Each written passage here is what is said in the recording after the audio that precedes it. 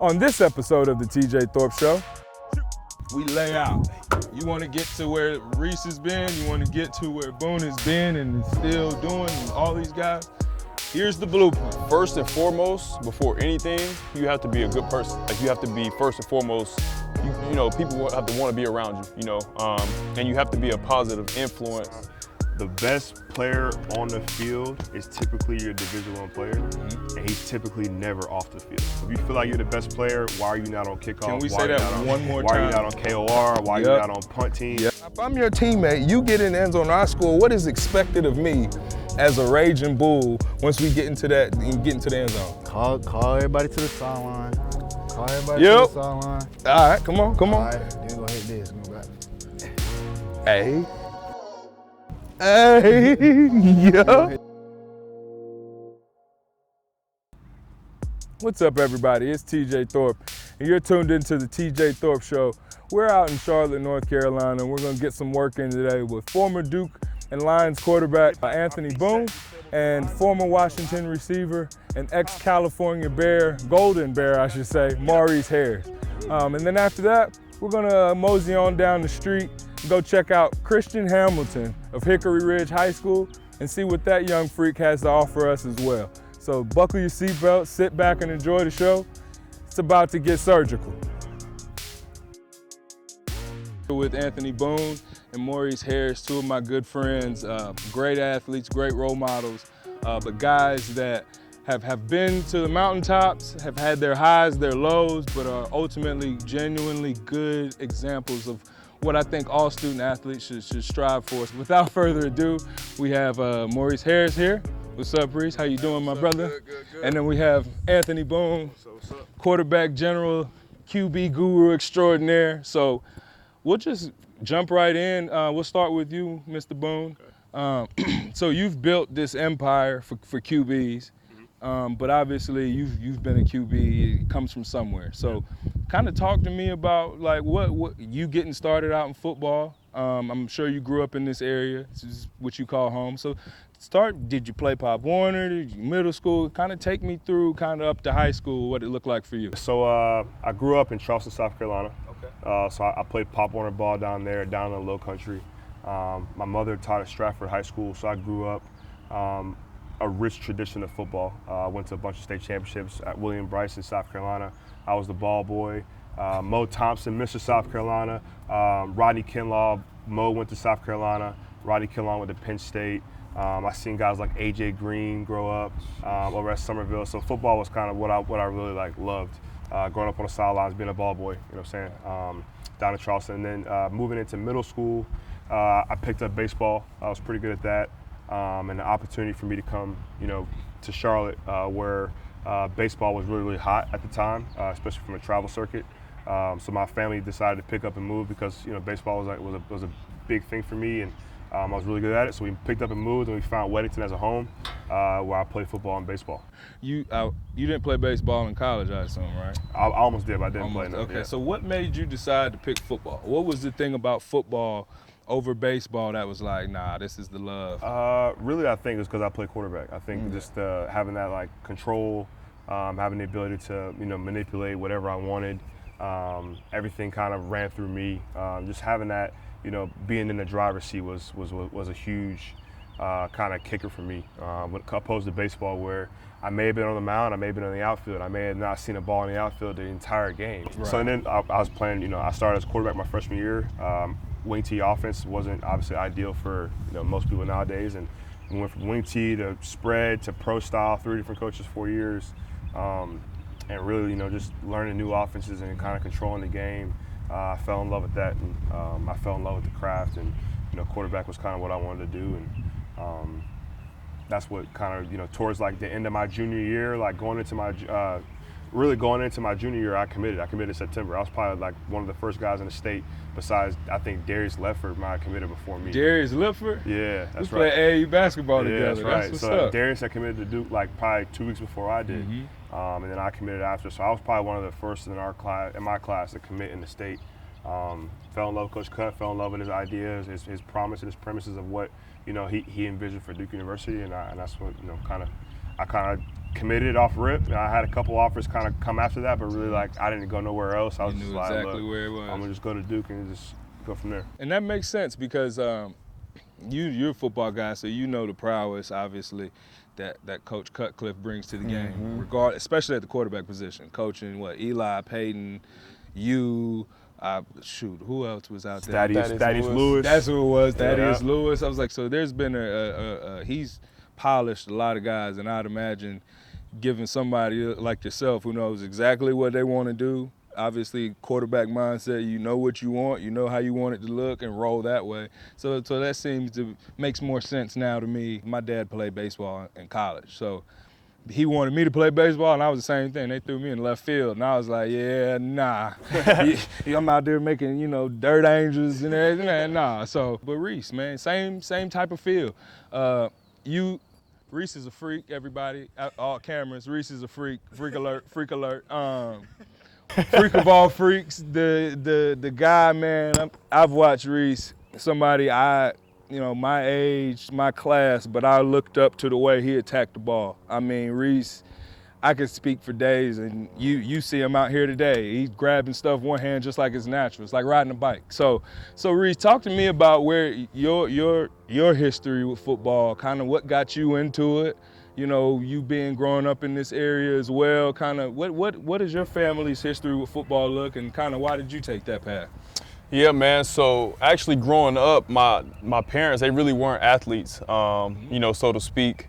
And I remember when I was pretty young. I think I was around 5 or 6 years old, and I remember my uncle. He had called me, and he was like, "Hey, man, you want to go try out for football?" And at first I was kind of hesitant. I didn't know. I'm just like, all right, cool, so let's go. So something to help you sleep at night. Yeah. So I'm like, all right, yeah, let's do it, man. So we I go out, try out, and we're going out there a little nervous, kind of doing back then. We did those hitting drills and bull in the ring and all the crazy stuff. So I got hit a few times, and I remember I started thinking, I'm like, man, I don't know about this, but I got through it, and I was like, it's kind of fun, So yeah, man, I started when I was around 5 or 6 years old playing pee-wee ball, with my cousins and friends and stuff like that. And I just, I was actually pretty good at it.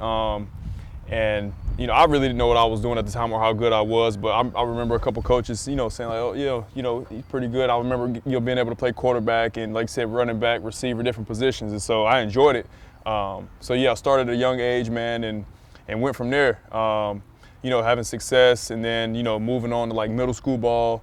And it's crazy, like I really played like quarterback, man, like all the way up until like my sophomore year of high school. So that's what it is. That's why your hand's so good. Because they usually say the quarterback, they touch the ball so much that they usually got the best hands on the field. Yeah. So that makes sense. Yeah, so I played quarterback, man, and then I remember when I was at Northeast Guilford High School, and I was actually starting quarterback as a freshman because Kendall Bradshaw ended up getting hurt like the second or third game of the season, so I had to finish out the season as a freshman. And I'm just like, man, like I was nervous. You know what I'm saying? I'm like, man, this is crazy. So I ended up being pretty good and having some success, but I'm like, man, I think I want to go to receiver. I'm like, I just want to catch the ball. And so ended up switching schools, transferred to Northern Guilford High School. It was a brand new school built, I think in like 2007 or 8. So I went there, and actually, we kind of already had our quarterback kind of set in stone. And so, I had to make that move to receiver, and I was fine with it. I was happy, I'm like, I get to catch the ball. I don't have to, worry about nothing but catching the ball, this and that. So, went to Northern Guilford. And we were pretty good, man. Obviously, we had my cousin Keenan Allen on the team, so we had a couple other athletes, man. That's no small name to play beside there. Okay. So I didn't really have a lot of attention on myself, so I was kind of like the underdog to where he had a lot of the focus, and I was just taking what I can get. Yep. Snapping behind closed doors. Yep. Hey. So man, yeah. So we ended up, my sophomore year, we couldn't compete for playoffs. It was the first year of the school. We had to kind of just play. So we did pretty well. Then my junior year, man, we went undefeated, man, and ended up losing in the playoffs to Anson County. Yep. Stephon Anthony, man. Scooter. Oh, yeah, we couldn't mess with him, man. You talking about Clemson, Stephon? Yeah, man. And they put him at running back. It was man. Stephon, I'm still mad at you about that, man. if you hear this, you yeah, know. Brandon Ellerby, shout out to you too. You went to Carolina. Yep, You went out to, you went to Carolina. Yeah, they was tough, man. So yeah, they put us out, man, because we was the top dog. You know, everything had to come through us, and they knocked us off. And so that was my junior year, you know. And then going into senior year, man, we ended up making another run, man, and ended up making it all the way to the state championship. We won the state championship, first one in school history. So. You know, we kind of set that tone, and then after that, man, I think they got about 5 or 6 more. Yeah, so they start turning up. Out yeah, there. man. So it was great, you know. So having success then, man, and you know, switching to receiver, which I think was the best thing for me, and you know, having that success and then going on and playing college ball, you know, decided to commit to Cal. Kind of already knew where I was going to go, man. Me and my cousin, we grew up, you know, since babies. No matter what, we was going to go play at the same school. And so this was the Cal with Keenan, right? Yes, okay, yep. So me and Keenan, we always wanted to play together. So, you know, he was obviously a year ahead of me. So, you know, I was just kind of following his footsteps, man. Obviously, you know, he's a great player. So I really learned a lot of my game. I credit to him, you know, just watching him teaching me stuff. And I remember I used to get so upset, man, when we were younger. You know, doing one-on-ones or whatever and stuff. It was hard. I could never really I could guard him a little bit, but it was like hard. He was always so good. I'm like, man, it used to piss me off. Yeah. So, but then, you know, now he's one of the top receivers in the league, you know, whatever. It's come full circle, so it don't feel as bad. And now I'm like, okay, I'm cool. Like, all right. Straight. Yeah, I'm like, all right. So, but yeah, man, you know, credit to him. He helped me out a lot. And yeah, obviously, you know, went to Cal, had some success, man, and you know, and then went on to play in the league for, you know, about 4 years. And 4 years? Mm-hmm. Shoot, you were there for a while. Yep. 3 in Washington, 1 in New England. And so, and so that's kind of, let me segue that into both of you now, into what you're doing, you know, post football. Mm-hmm. I know that's something that a lot of athletes have to face, you know, at some point, whether you like it or not. Everybody goes through it. But you two have been two guys who have handled it very gracefully. And I know obviously yours was cut short, you know, to something obviously out of your control. But, you know, things happen. Yep. You live, you learn, you move forward. And so it's one of those things where the biggest thing I see is that you all are in leadership roles. You as a quarterback, you know, you couldn't handle the pressure, so whatever.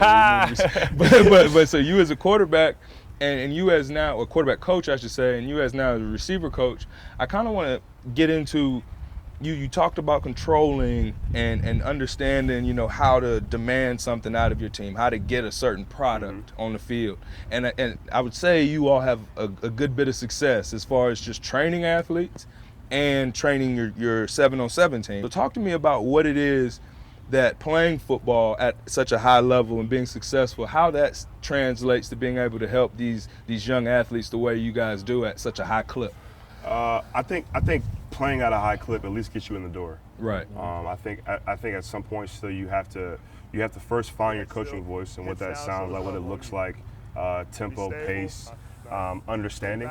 But I think the biggest thing is you know, I tell people all the time, like, there's a lot of guys that do what I do and does what he does, but it's if you like to listen to that person long enough. Right, multiple times, right? So I think first and foremost, you have to be just a people person. You got to know how to relate to people. You got to know how to be understanding. You got to know how to pull the best out of people. Like some kids, you know what I'm saying, you can tell them to them straightforward, you know what I'm saying, tell them, hey, that was terrible, or like that was, you know, that wasn't your maximum effort, right? And there's some kids you got to circumvent, right, sensitivity to understand, like, if you come at him a certain way, he's going to shut down, and then, like, the rest of the session is done, right? So it's really just knowing how to balance in between, but then also, like, you got to carry yourself and you got to be punctual, you got to be on time, you got to be, if I say I'm going to be here at this time and this day, like, I got to do that consistently to where people now respect every word you say. And I think once you do that long enough and you build that rapport, like, with enough people, then you can just kind of continue to be who you are and be yourself, and people know that whatever you say out of your mouth is very genuine, one, and two, it's either, you know, it's really thought of. Like, I've really kind of studied a lot of film on the throwing motion. I've talked to other guys. I've talked to kind of your sports psychology people. I've talked to people that have done, that do just the kinesiology side of like how the body moves, right? And understanding which muscle groups work and which bones move and really the science behind the thrower. And I think, when people know that you put that much work and effort into it, then it's like, well, hey, I'm gonna, respect exactly what you think about my motion, about my footwork, about my mechanics, and then once you do all that, ball, you play at a high level. So it's like, that's that's the easy part, right? Now I can just teach ball, right? But getting down and dirty and knowing the details of mechanics is a huge deal. But also like playing it helps a little bit, but then being able to detail it to the point where you can explain it thoroughly to anybody at any level, right? To where they all understand the same message. Right. That's where it takes like the research and the study and the time and just really just being out here and learning it. It's really not necessarily, well, at least from what I'm getting, it's not necessarily the God-given tools that you're born with necessarily. It's literally how you approach each day, how you approach each session. And I think that hearing you say that, is a little, it resonates more. Is that kind of the same approach you take as well, Reese? I'd imagine. I've been in the room with you, so I know the amount of notes you used to take. Is that still something you translate now? Yep. Just kind of piggyback off what Boone was saying is like, I think, depending on who, you got to kind of know who you're coaching, who you're working with, right? Like the relationships. I know for myself, like I try to go into my sessions, a little bit, just I want to teach the kids football, obviously, but also I want them to leave with, some type of life lesson, some type, something they can take away, with them and be successful, whether that's on the field or off the field. Anytime I have a session out here, if it starts at 12, I'm out here at 11:45. You know what I'm saying? I want them to kind of see like, oh, okay, first off, the guy who's, who I'm wanting to learn from is taking it serious, and then also like it's teaching them like,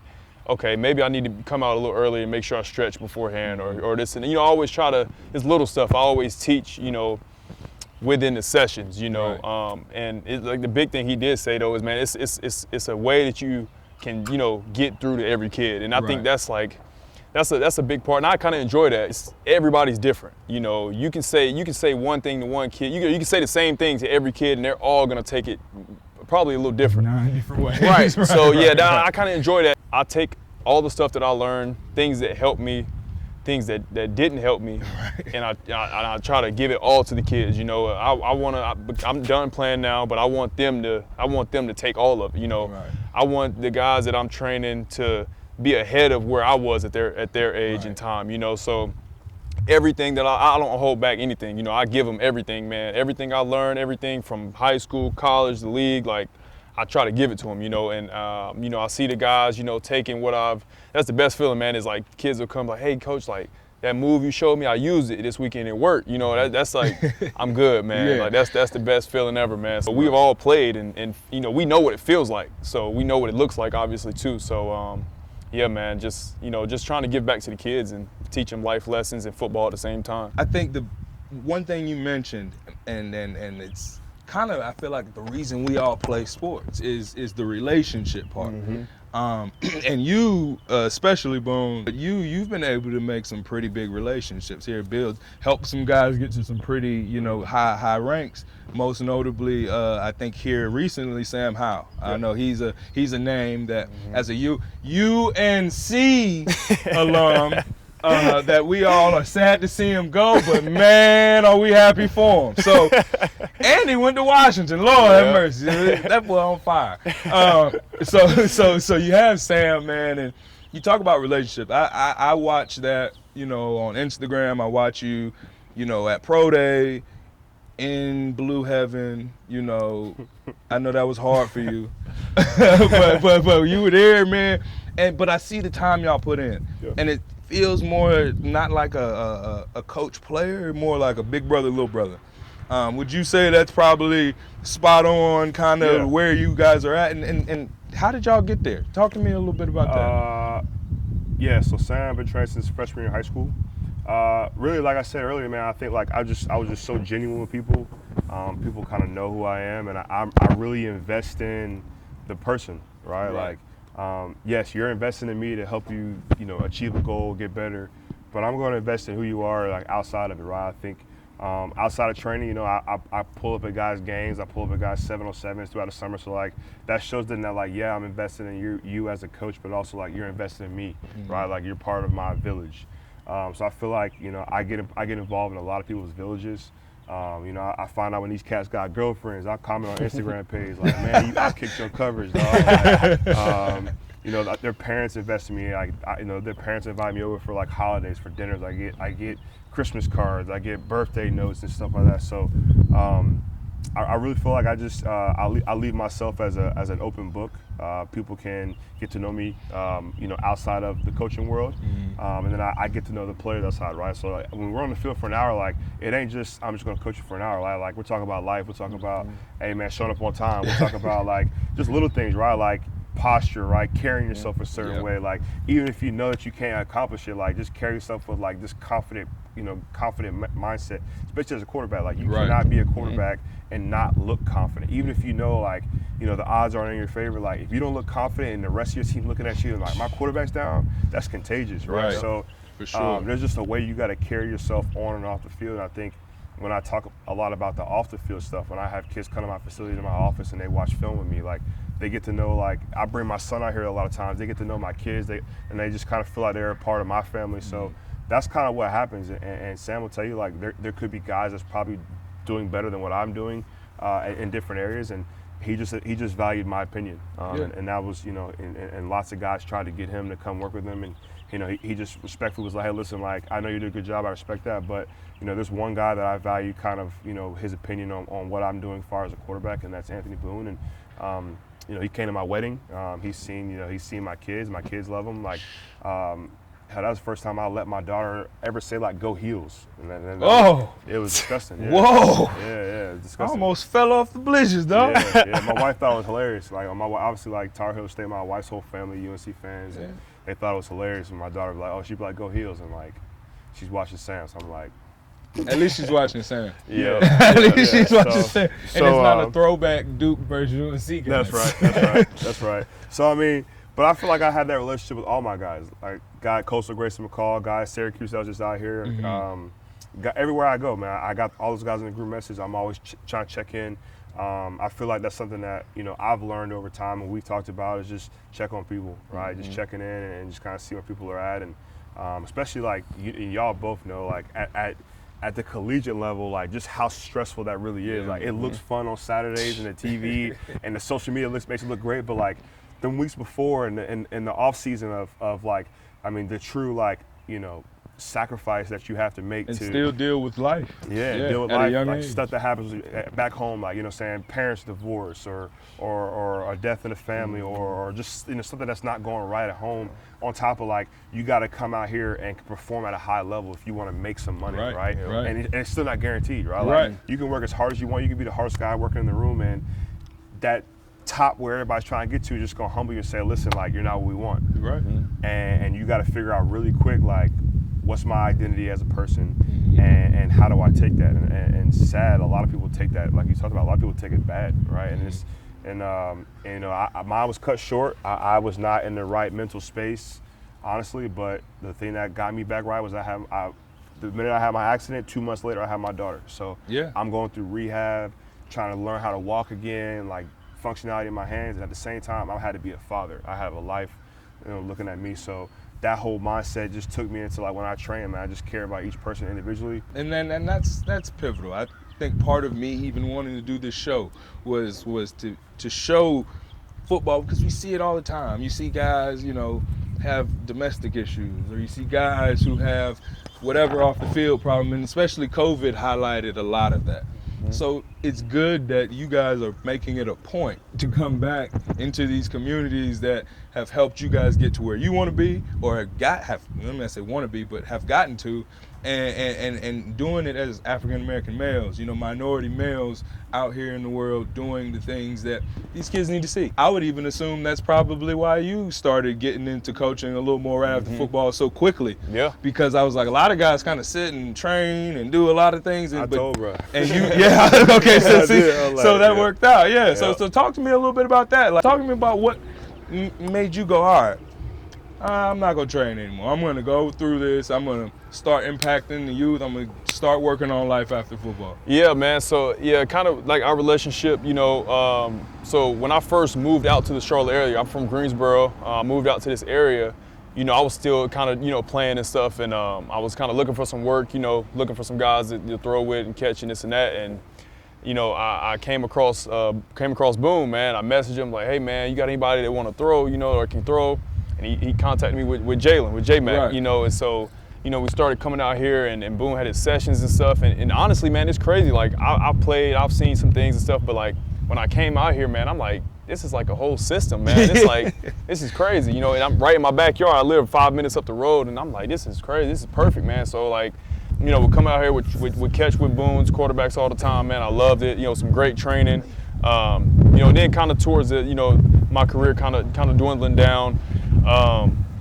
Boone, he was like, man, why don't you start training receivers, man, or come. He actually got me to come coach at the high school with him, so I coach with him at Charlotte Latin now, man. I love it. It's great. Yep. So Charlotte Latin. Yep. Here we go. All right. I'm gonna have to come up here and do returners. Hold on now. Yeah, man. So yeah, Boone, he really, like you said, he really has a majority of the influence on me, kind of, the opportunity and stuff, and helping me with guys, sending me guys all the time, man. I appreciate him for that. And like you said, the relationships, man. Like if I didn't ever run into him, ain't no telling if I would even be doing this, you know. So, like you said, that relationship piece, and it's big. And I'm training guys, man, a bunch of guys, and working at the school, and it's awesome, man. I really enjoy it. It keeps me around the game. Right. Keeps me. All the coaches are great. You know what I mean? It just keeps us all together and doing something that we all love, and helping the kids, and believe it or not, man, the kids, they help us, I enjoy being around them and seeing them grow and do different things. So, yeah, it's full circle, man.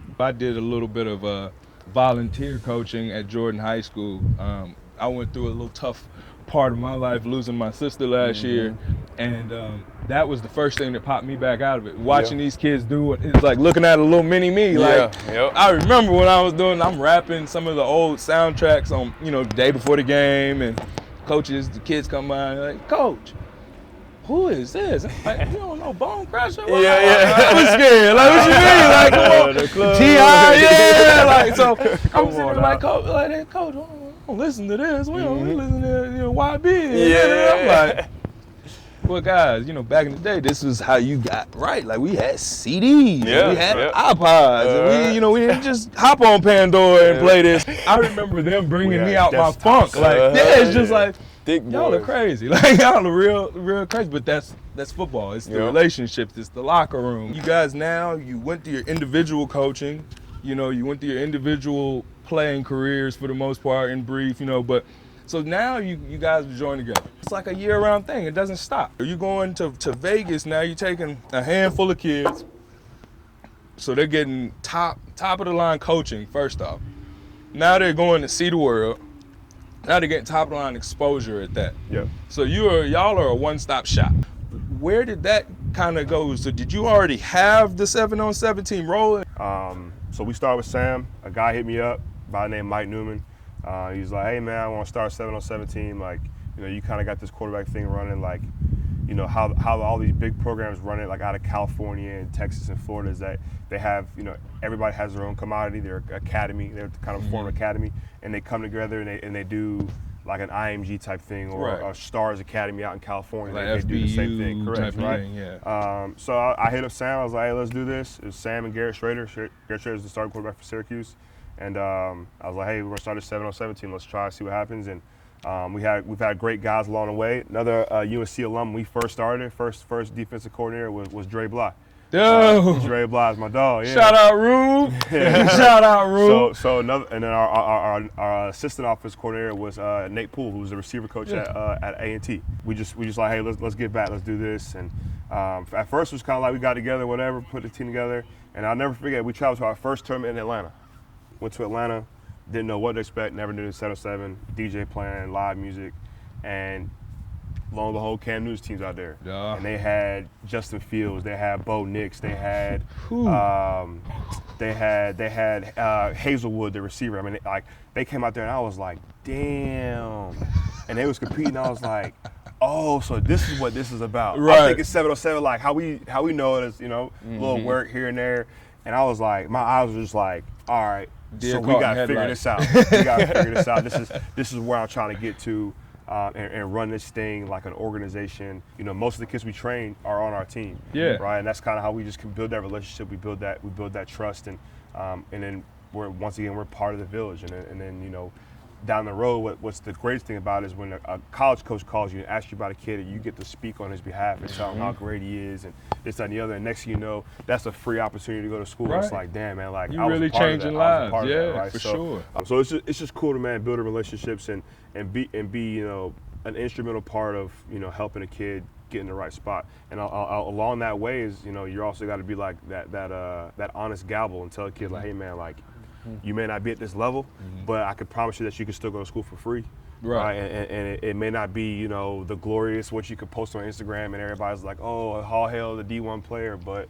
And y'all know, like I know, like the dream is still alive. It's still alive, but also y'all like I know, like there's a lot of D1 players that are misses, right? Yeah. That aren't very good. That get to that level and they're not very good. So it's now like saying you get a part of that village of like helping kids. You help placing kids where they can fit. Here's what we'll do to wrap it up, because I want to make sure that these kids or anybody watching this, we lay out.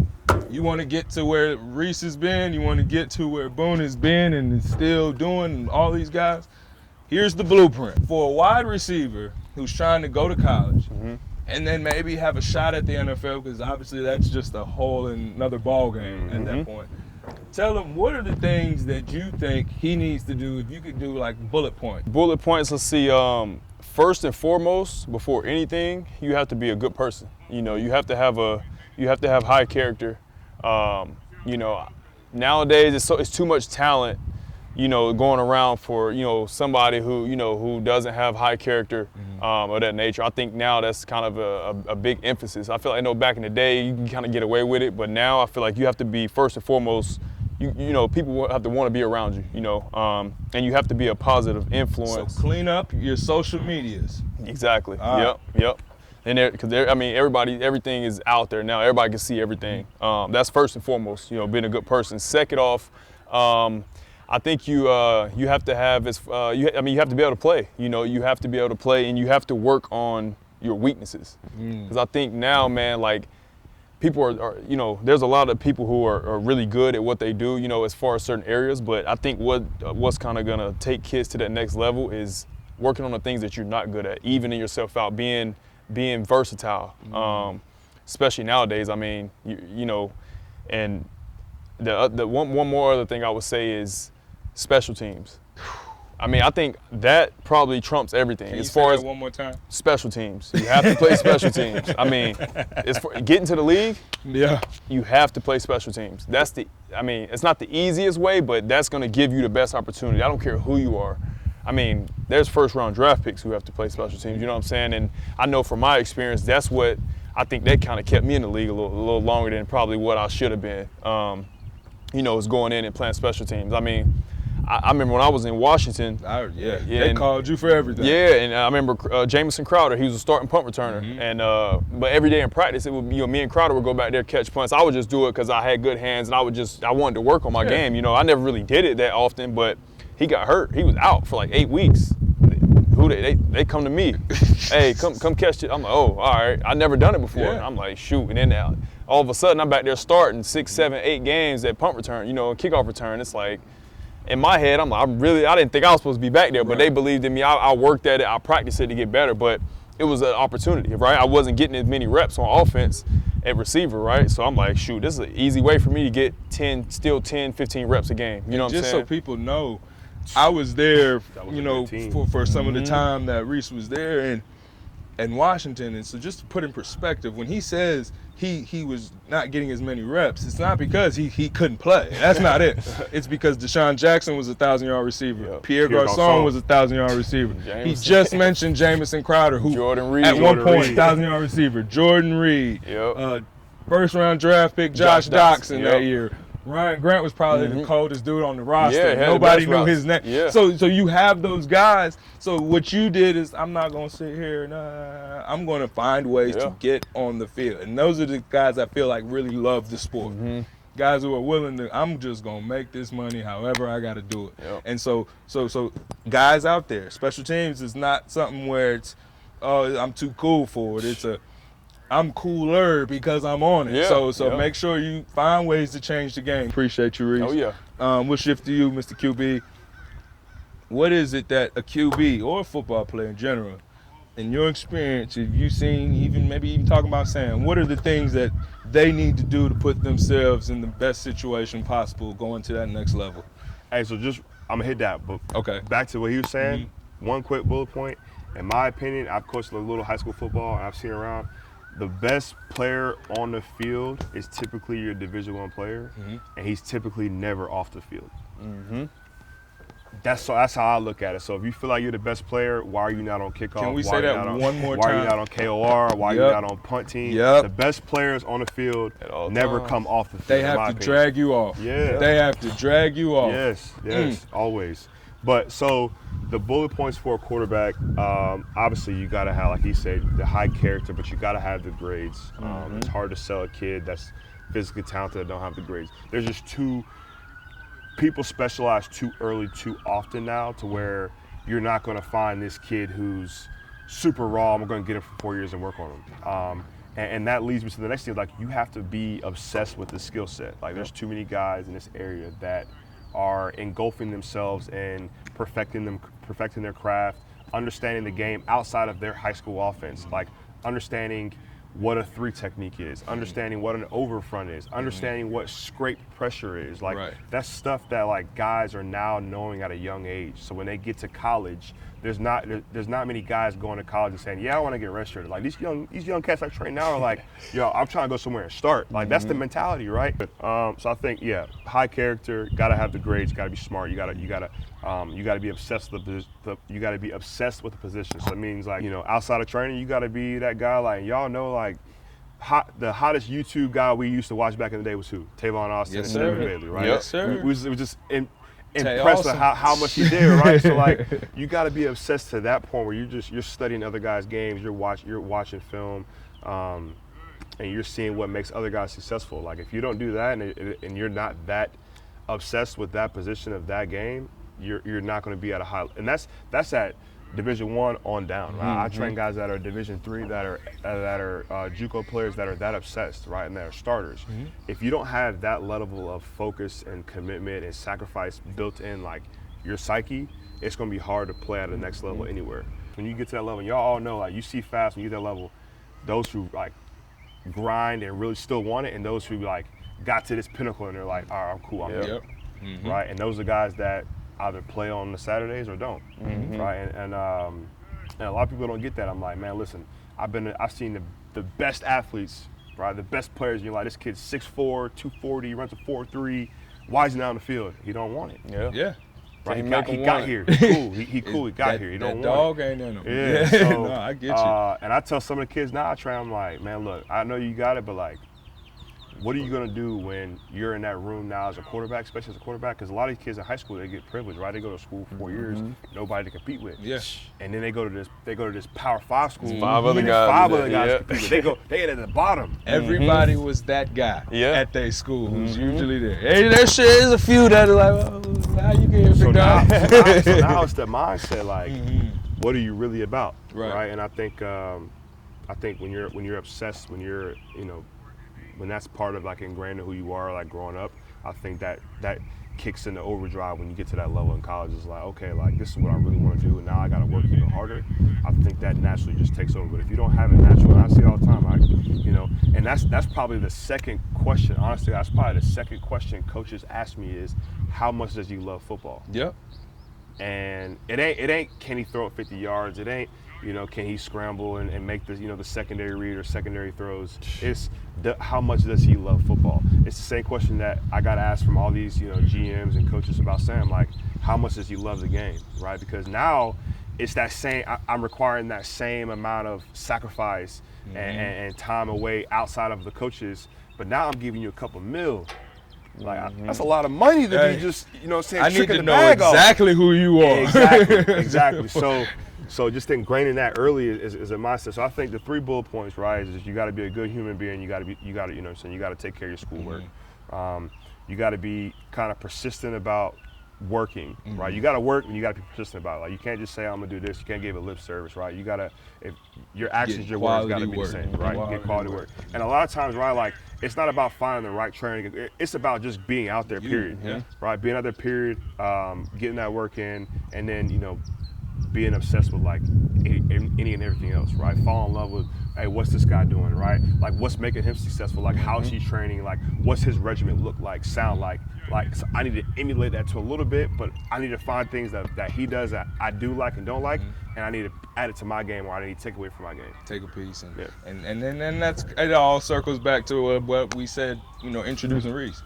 There was no way that I felt like I was gonna be one of the best in the state and didn't know what Reese was doing, what school he went to, what he was looking at. Like, I need to know who this guy is. So, you know, I again, fellas, I appreciate your time.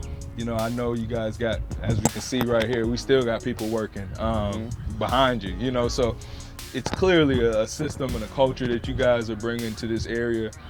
So I just wish you guys the best of luck. Continue doing everything you're doing. And I know we're going to continue to watch, because you're putting out products that we're seeing on Sundays. So we got to continue to watch. So thank you guys.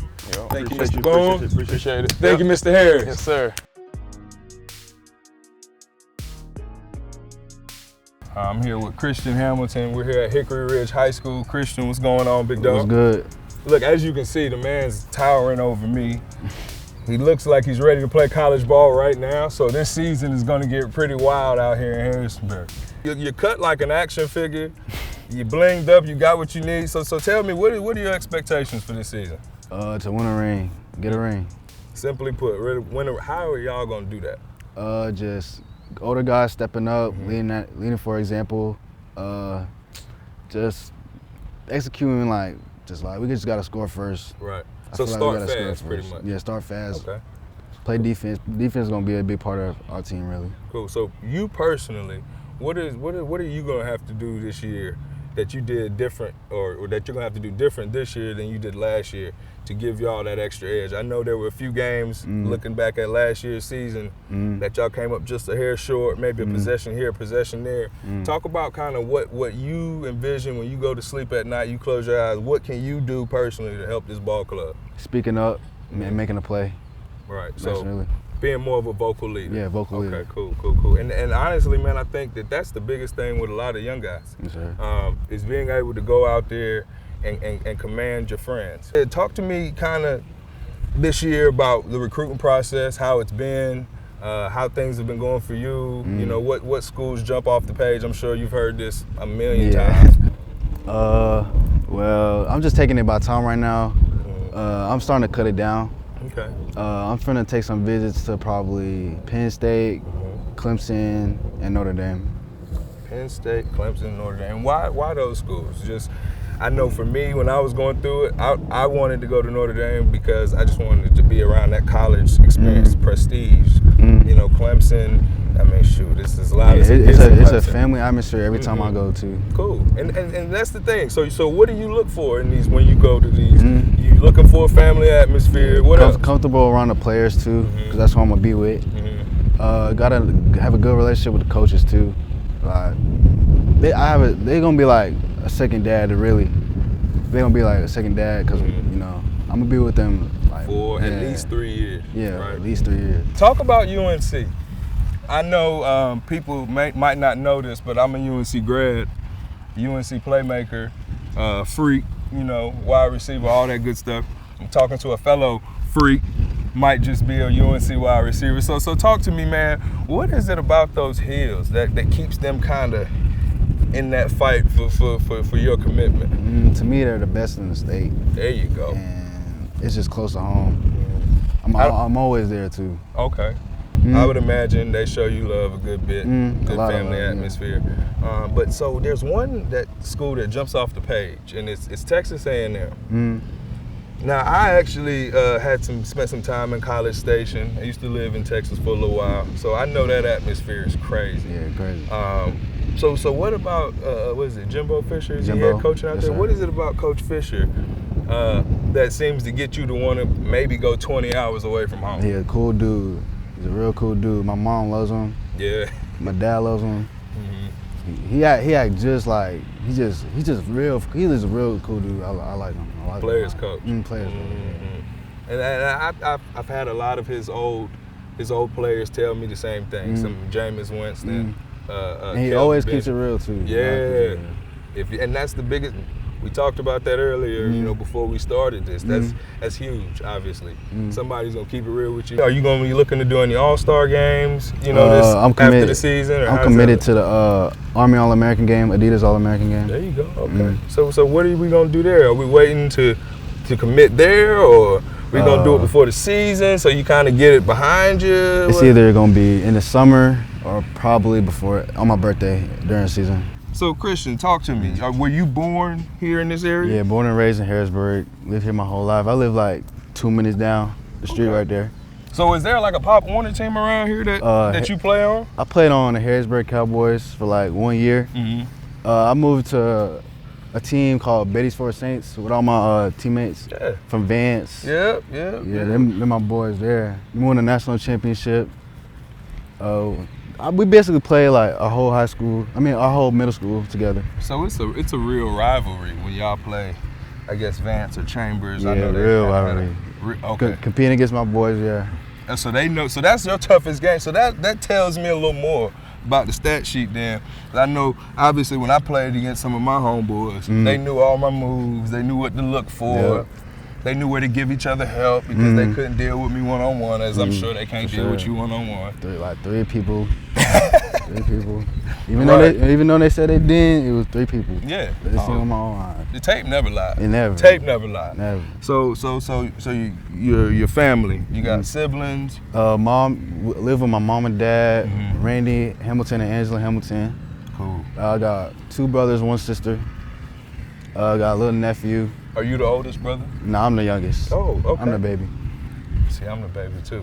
See, that's something about them youngest kids. They see it all happen, so greatness is on them. It's just destined for them. So I believe that for you as well. So did your brothers, your older siblings, play ball at all? Nah. Okay, so they kind of went in their own path, but my cousins, Torrin Dorn, he played for NC State. Miles Dorn, he played for UNC. Yeah. Yeah, and my cousin Tyrell right now, he plays for Georgia Southern. I know your grades are good. You model, student athlete. What are some of the things that your parents, your family has instilled in you that that going to, whether you go out of state, whether you go up the street, whatever, that you'll be, somebody that they don't have to worry about. You're going to handle business. You're going to take care of the classroom and make your family proud. Talk to me about some of the things that they were doing there, as you're growing up, coming through the ranks to help you get to where you are now. They always just told me to stay humble because God can take away anything at any time. So you just got to remain humble every time. Cool. And also just raise me to work at everything I do. That's what I really like about them. Always staying on me about everything. It's never good enough. Even when you're doing good, we're proud of you. But still be on, still be on. Cool.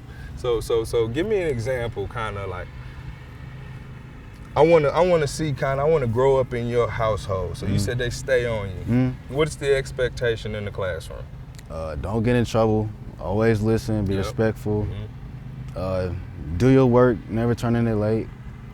What are we AB? Are we all A's? We was all A's last quarter. Please say that again. You were what? All A's last quarter. All A's. All A's. Straight A student. So you getting an intelligent football player, which segues perfectly into the next level. I think that's the biggest thing is how do we take this success that we're having now and translate it to the next level? And I think that's the biggest piece. Like you said, this can be taken away at any point in time. Any point. So how do we make sure that no matter what happens, we still can stay locked in, we can still put ourselves in the best situation? You just said it, the classroom. We were talking briefly about just the mental aspect of football and how the classroom translates to the field. So I'm watching film on you, and I mean, you to be so young, and when I say young, I mean just age, not in college yet. I know you're more tenured guy in high school. But the biggest thing is, man, I'm watching you read coverages. I'm watching you feel grass. all terms that a lot of people don't, really understand, but clearly you do. So where is that coming from? Are you breaking down film a lot? Do you just have a natural knack of getting open? It's just natural. It's God-given. Ooh, I like that. Don't want to have you give away all your secrets, so everything. It's all right. But yeah, they got to deal with it. They got to deal with it. You're right, facts. So, what are you looking for when you got the guy? Let's say you got a press corner, right? So what are you break the huddle, or y'all probably throwing signals or whatever, making the spread. What are you looking for before the pre-snap to tell you kind of what you got going? So I'll give you an example. Let's say you break and you see too high safety. You got a little vertical action. Maybe you're in the slot right now. Talk to me kind of about on this verticals, what you looking to do? Either sit in the middle, because they all gonna back up. They don't want me to beat them deep, so I'm gonna just sit in the middle. Or if one goes down and one shades over, just take it. Right. So you looking basically, it's as simple as two high safeties. If they expand, you take in the middle. If they swap and you got one high, I'm taking it. We're taking it up the seam. Perfect. So then, talk to me kind of like what makes you decide to sit down? Because you hear a lot of, you don't see a lot of that until you get to the last level, to the NFL. So talk to me about how do you know to be able to decipher between two high safeties splitting and just a quarters look, I need to sit down. If they backing up, I'm just gonna sit down. Cool. It's really that. It's all. It's simple. So you just know off depth. Hey man, they too far. And reading the linebackers as well too. Yeah. Okay. Cool. So you're reading all levels, and that's something that a lot of guys, especially a receiver, don't do. I mean, they usually assume I'm reading the secondary. Just run around, yeah. Right, but here you are. You're reading linebackers. You're reading the secondary. It's probably reading some of the shades of the line. And is that why a lot of times we see you getting, the ball in multiple different areas as far as tunnel screens, 5-yard routes, deep balls, double moves? Is that Yes, sir. Okay, cool. So now as we go into this college level, what things are you looking to get better at? Where do you think your game needs to excel or grow in order for you to have the success you want to have? I'm gonna say jump balls. Jump balls. So being more physical at the catch point. Okay, what would you say, release-wise, speed, physicality? Would you say you're pretty happy with where you are? I'm there? pretty happy where I am. Okay, cool. Well. So I guess we got all the football stuff covered. The last thing is basically when you get in the end zone. And I'd imagine, I'm talking to a receiver, I'm talking to somebody with some swag here. The man got his shirt off. You see it. He got the big gold hanging, you know what I'm saying? So obviously you got to get there. It's an attitude, kind of Deion Sanders feel. You look good, play good, all that good stuff. So talk to me about when you get in that end zone, who do you become then? Are you still just same old Christian, or are you just a different animal? Are you a superhero? Are you in a music video? Talk to me. Sometimes I'll just be chill. First play of the game, like it'll be early in the game. Not gonna do too much. Yeah. But when I'm teed, I'm teed. That's all I'm gonna say. When I'm teed, I'm teed. Okay. I think I might have saw a little clip you got in the end zone. You got up talking crazy. Yeah, they said I wasn't gonna have no catch, no score, so I had to. So you get up on them, you start talking crazy. Okay, but if it's more of a relaxed game, we out there having fun. Everybody's scoring, everybody's eat, be, that whole type of vibe. Oh, then yeah, we're gonna have fun then. So talk to me. If I'm your teammate, you get in the end zone, I score, what is expected of me as a raging bull once we get into the end zone? Call everybody to the sideline. Call everybody to the sideline. All right, come on. All right, then we're gonna hit this. We're gonna go. Hey. We're gonna hit that. Hey. We're gonna hit that. Oh. So that's what we doing. So here we go, bam. That was my walkthrough. So it's, what do y'all call that? We don't even got a name. We just freaking. We just out got here. a name. Look, they don't even call it nothing. They're just freaks being freaks. You dig what I'm saying? And for those of you at home, we're not being vulgar. Freak is a term given to somebody with abilities that you regular folks at home just don't have.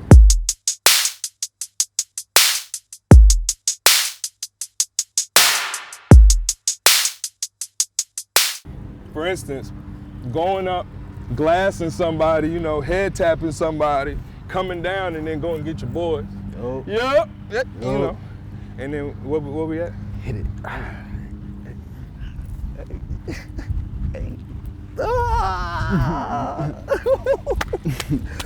I love it. Okay, cool. So now look, that's all I'm on the rest of the summer. All summer, we just out here, raging bull style, you know, doing what we do. Ooh, doing what we do out here. Hey, can't look at them too much. You know, so here we are, we doing that, man. Christian, is there anything else that I missed, dog? Is there something that you'd like to just tell the people? You know, shout out to your mom, your folks. Shout out to my mom and dad. Always keeping me in check. I love y'all. Cool, man. And my family too. There you go, hey. In Chambers, yeah, we're gonna grab one of y'all, you know, to come out here and rebuttal. But I think Christian got something for y'all this year. Sure. I really think he has something for everybody out there. And we'll find out, you know, what next year, you know, where he's gonna be, who he's gonna grace, you know, what fan base he'll grace with his presence, man. But it's been a pleasure. I appreciate you, big dog. Appreciate you. This is all summer. I want y'all to see this all summer. All summer. He's on you all summer. We out of here. Hold on. Okay, yeah. Hey.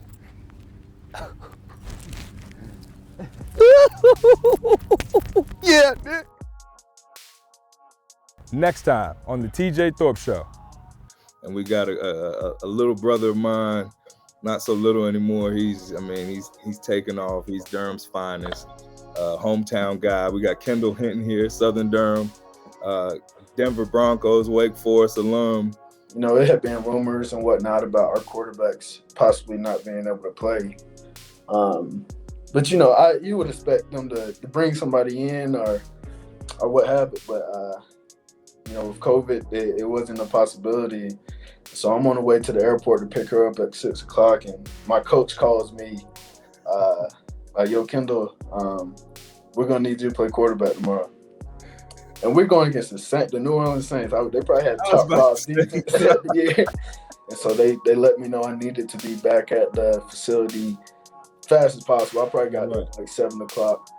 And and I walk up the stairs to the coach's office, and like the whole offensive staff is just like ghost face. Like, you know, stressed, have no clue what they're gonna do.